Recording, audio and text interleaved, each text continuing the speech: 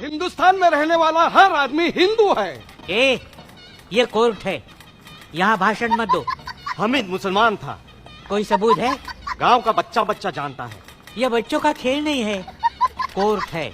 Birth certificate है? नहीं। नहीं? अरे आदमी पैदा होता है तो सर्टिफिकेट होना जरूरी है ना। किशन गरीब था, गरीब आदमी कहाँ से सर्टिफिकेट लाएगा? अमीर आदमी कहाँ से सर्टिफिकेट लाता है? हाँ?